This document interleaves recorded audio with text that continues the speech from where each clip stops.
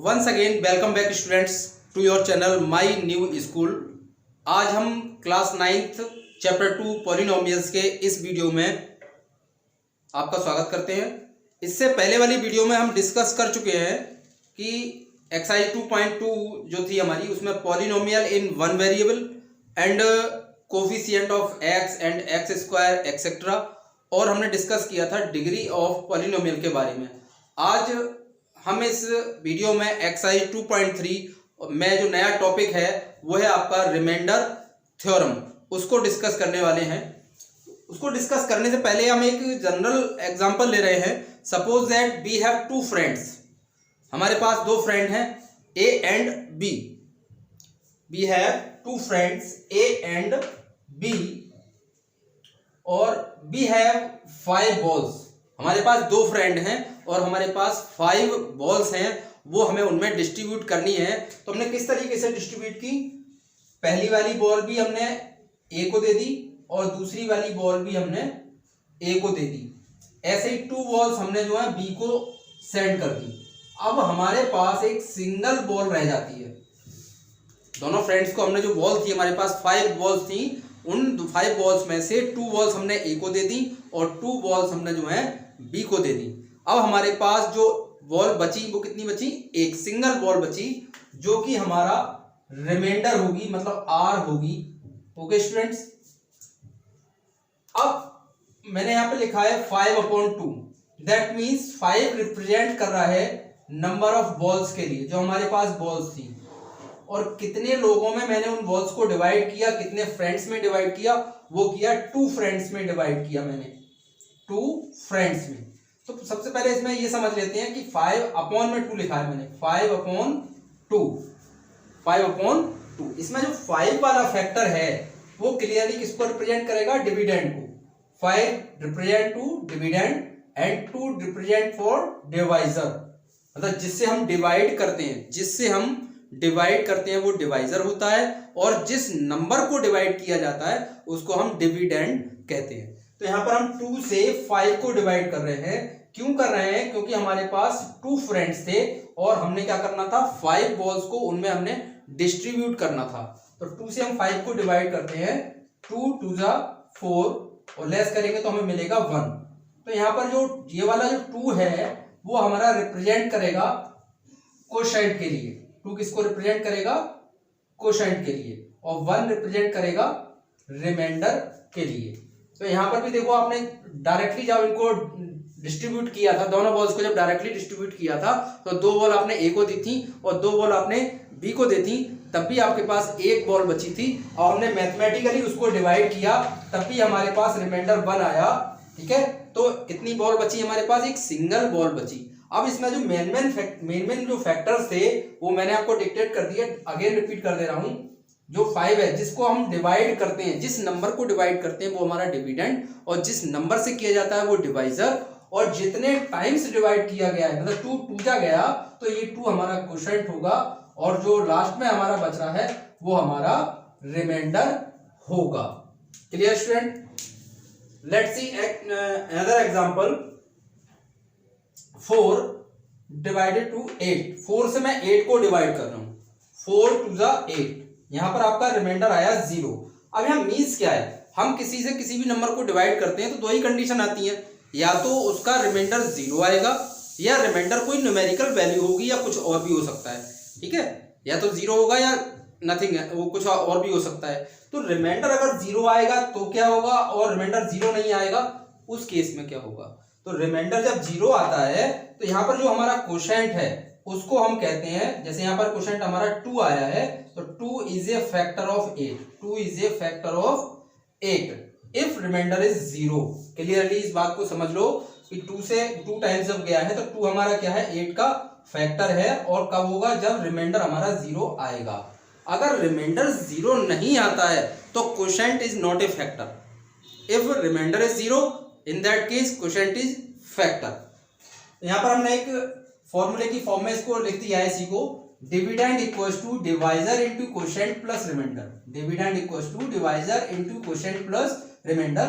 अब मैं जो अभी एग्जांपल लिया था 5/2, उसको मैं इसमें डिक्टेट करके बता रहा हूं। डिविडेंड यहां पर क्या था? 5 था, तो मैंने 5 लिख दिया। डिविडेंड और डिवाइजर दैट मीन्स जिस नंबर से डिवाइड किया गया था तो हमने 2 से डिवाइड किया था, 2 आ गया आपका। और कोशेंट कितने टाइम्स गया था, 2 टाइम्स गया था, वो यहाँ पर आ गया, वो आपका कोशेंट हो गया। और लास्ट में जो आपका बचा वो 1, वो आपका रिमाइंडर हो गया। अब आपको सिंप्लीफाई करो इसको, 2 2 जा 4 और 1 5।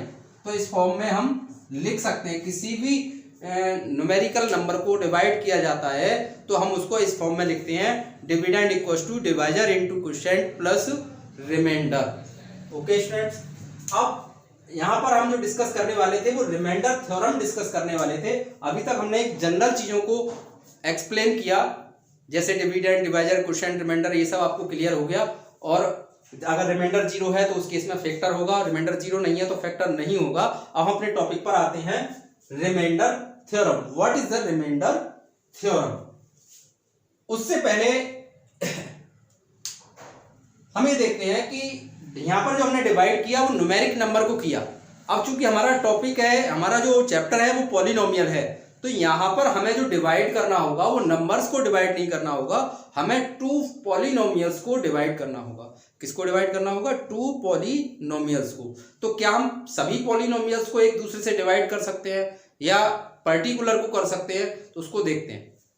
First is x plus 1 upon x square plus 2, x plus 1 upon x square plus 2। तो यहां पर इसको डिवाइड किया जा सकता है या नहीं? तो इसका आंसर आएगा नो, हम इसको डिवाइड नहीं कर सकते। रीजन इज दैट जो डिनोमिनेटर है आपका, जो डिनोमिनेटर में जो पॉलिनोमियल है उसकी जो डिग्री है वो न्यूमरेटर के पॉलिनोमियल से डिग्री से ज्यादा है।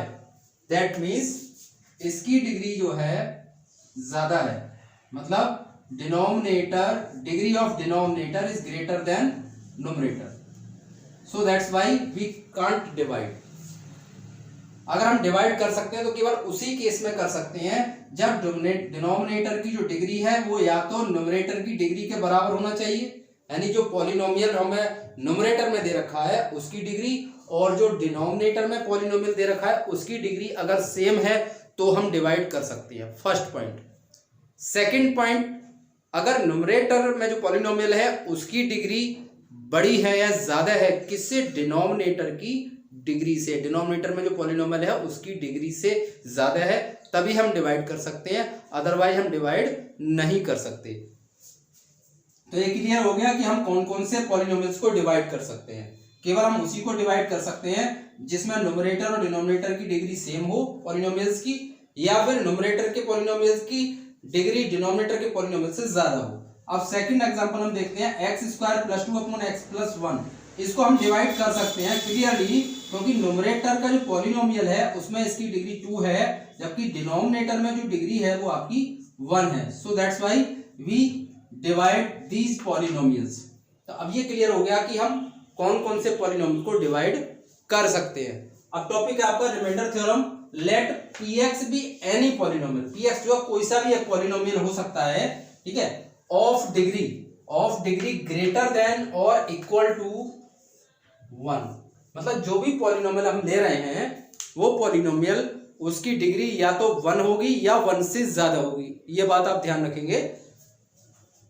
And let a be any real number, a कोई सा भी एक रियल नंबर है, such that if px is divided by linear polynomial, अगर हम px को उस लीनियर पॉलिनोमियल से डिवाइड करते हैं x माइनस a से, then remainder is pa। अब इसको हम अपने मैथमेटिकली पॉलिनोमियल्स में एडजस्ट करके आपको बताता हूं। Let be divide x plus 1 to 3x square plus x minus 1। तो हियर जो 3x स्क्वायर प्लस 1 जो है, 3x square plus x minus 1, it is the polynomial px। ये हमारा पॉलिनोमियल हो गया px, जो कि उसने बोला था डिग्री इसकी ग्रेटर देन और इक्वल टू 1 होनी चाहिए। तो आप देखो इसकी डिग्री कैसी है, 1 से ग्रेटर है, क्योंकि यहाँ पर हाईएस्ट पावर ऑफ वेरिएबल 2 है, सो दैट्स व्हाई इसकी डिग्री आपकी 1 से ग्रेटर है। अब let a be any number, वो हमें नहीं पता, वो एक अलग बात है। एक px इज डिवाइडेड, अब मैं इसको डिवाइड कर रहा हूं किससे? लीनियर पॉलिनोमियल से। यहां पर x माइनस है और मैं डिवाइड कर रहा हूं x प्लस 1 से, x प्लस 1 से, ये आपका लीनियर पॉलिनोमियल है। अब हम इसको डिवाइड करते हैं। x से 3x² को आप देखो कितने टाइम्स आप इसमें लगाओगे, 3, क्योंकि यहाँ पर 3 है, 3 लगा दिया। x² चाहिए हमारे पास, x है। अब 3x की आप x से मल्टीप्लाई करोगे और 1 से भी मल्टीप्लाई करोगे तो you get 3x² plus 3x। On subtracting 3x² 3 cancel out, 1x minus 3x, यहाँ पर 1x काउंट करेंगे, यहाँ पर माइनस 3x। रीजन, क्योंकि हमने सब्ट्रैक्ट किया है और सब्ट्रैक्ट करने पर साइन चेंज हो जाते हैं। यहाँ पर माइनस आ गया, प्लस था तो माइनस आ गया। अब जो पहले साइन लिखा था उससे कोई मतलब नहीं रहता है। यहाँ पर x आपका एक सिंगल 1x है, 1x में से 3x माइनस करेंगे तो आपको मिलेगा 2x माइनस 1। अब भी यहाँ पर डिवाइड हो सकता है, क्यों हो सकता है? क्योंकि यहाँ पर डिग्री 1 है और यहाँ भी डिग्री 1 है। तो सबसे पहले देखो यहाँ पर कितना आ रहा है, माइनस, तो आप माइनस लगा लो। 2 लिखा है, 2 लिख लिया। x चाहिए वो हमें यहाँ से मिल जाएगा। अब 2 की मल्टीप्लाई पहले की तरह दोनों नंबर से आप करो। -2 की मल्टीप्लाई x से करोगे -2x, और -2 की मल्टीप्लाई +1 से करोगे तो -2। Again subtracting, sign will be change, तो 2x से 2x cancel out, you get 1। Here 1 is remainder, 1 is remainder and 3x minus 2 is quotient.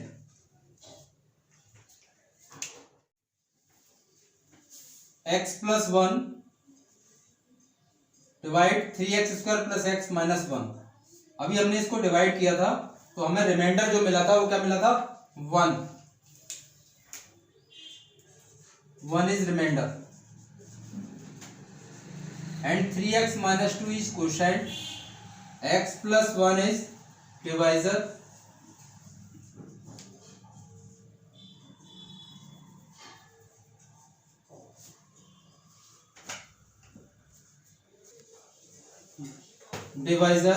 and 3x² plus x minus 1 is dividend।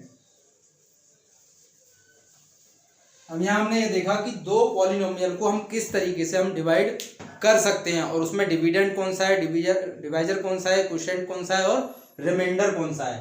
अब according to remainder theorem हम इसको adjust करते हैं। पहले तो जो पॉलिनोमियल px है वो हमारा, उसकी डिग्री ग्रेटर देन और इक्वल टू 1 होनी चाहिए। तो हमारा पॉलिनोमियल px जो है वो कौन सा है, 3x² प्लस x माइनस 1। अब इसकी जो डिग्री है वो हमारी 2 है, क्योंकि हाईएस्ट पावर ऑफ वेरिएबल हमारी डिग्री होती है, वो हमारी यहाँ पर 2 है। तो अकॉर्डिंग टू स्टेटमेंट जो हमारी डिग्री है वो कैसी है, 1 और 1 से ग्रेटर है, 2 है। नेक्स्ट पॉइंट में वो कह रहा है let a be any real number if px is divided by linear polynomial.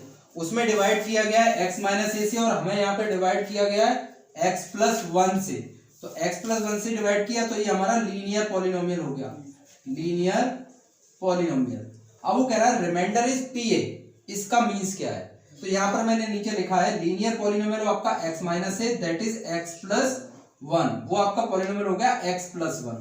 Clearly the value of a is 1, a is minus 1, क्योंकि यहाँ पर माइनस a है, यहाँ पर 1 है, तो माइनस a इक्वल्स टू 1। हम इक्वेटिंग कर रहे हैं माइनस a इक्वल्स टू 1, तो a equals to minus 1।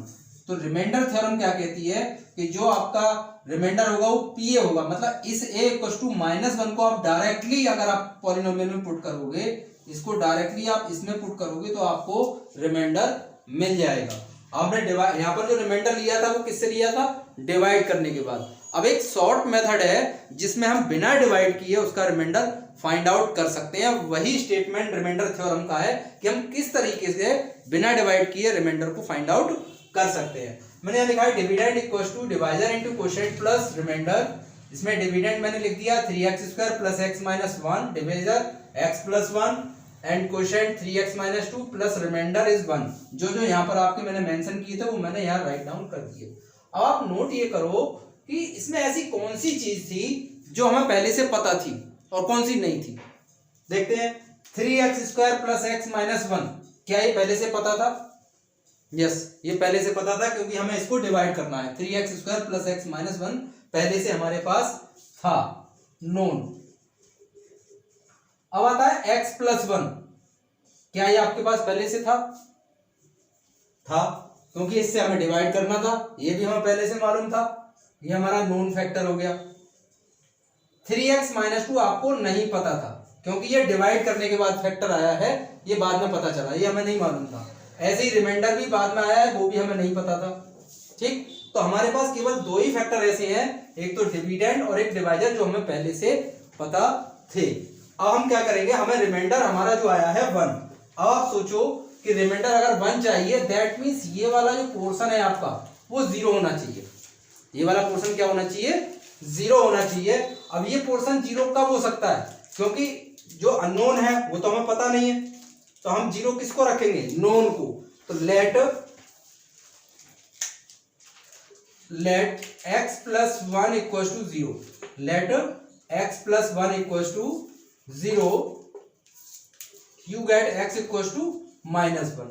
Again आप इसको समझ लो, ये फैक्टर मुझे पहले से पता था, ये भी पहले से पता था, ये नहीं पता था, ये नहीं पता था।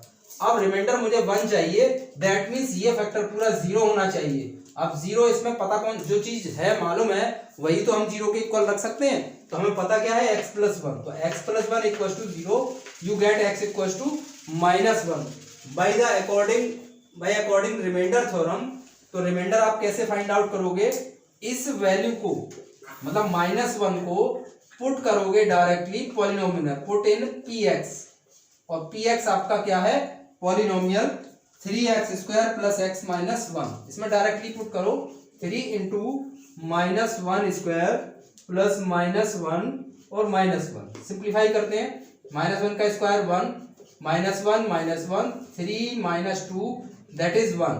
आपका रिमाइंडर आ गया 1 p -1। ये शॉर्टकट मेथड हो गया विदाउट डिवीजन, बिना डिवाइड किए आप रिमाइंडर फाइंड आउट कर सकते हो। किसी भी अलजेब्रिक एक्सप्रेशन का, दो अलजेब्रिक एक्सप्रेशन है उनको आप बिना डिवाइड किए उसका रिमाइंडर आप फाइंड आउट कर सकते हैं। I hope that remainder theorem topic is clear. Okay student, तो रिमाइंडर आपका क्लियर हो गया। अगर किसी भी क्वेश्चन में डिवाइड करने पर आपका रिमाइंडर 0 आ जाए या फिर रिमाइंडर थ्योरम का यूज करने पर दोनों में से किसी भी मेथड से उसका रिमाइंडर क्या आ जाए, 0 आ जाए, तो उस केस में क्या होगा, वो फैक्टर होगा। मतलब x प्लस 1 जो था, या हमारा ये वाला जो था, जो क्वेश्चन था, वो हमारा क्या होगा, फैक्टर होगा। जैसे इस केस में हम बात करें तो यहाँ पर 3x minus 2 is not a factor, 3x minus 2 is not a factor of px because remainder is not 0. If remainder is 0, in that case that is the factor of polynomial. तो जो exercise आपकी 2.3 है उसमें 2 type के question है। एक तो इस टाइप के हैं कि आपको एक पॉलिनोमियल को दूसरे पॉलिनोमियल से डिवाइड करना है। सेकंड आपके हैं रिमाइंडर फाइंड आउट करना है विदाउट डिवीजन। विदाउट डिवीजन मैंने आपको प्रोसेस बता दिया, जिससे डिवाइड करना है उसी को आप 0 के इक्वल रखोगे और वहां से जो वैल्यू आएगी उसको आप पॉलिनोमियल में रखोगे, वहां से हमें रिमाइंडर मिल जाएगा बिना डिवाइड किए। दूसरे टाइप के ये हो गए। थर्ड टाइप के उसमें जो क्वेश्चंस हैं वो है एक पॉलिनोमियल दूसरे पॉलिनोमियल का फैक्टर है या नहीं, तो उसमें आपको क्या करना होगा, रिमाइंडर ही फाइंड आउट करना होगा। अगर रिमाइंडर आपका 0 आ जाता है तो आप नीचे लिख सकते हो कि दिया हुआ जो है पॉलिनोमियल दूसरे पॉलिनोमियल का फैक्टर है, और यदि रिमाइंडर 0 नहीं आता है तो वो हमारा फैक्टर नहीं है। Okay students.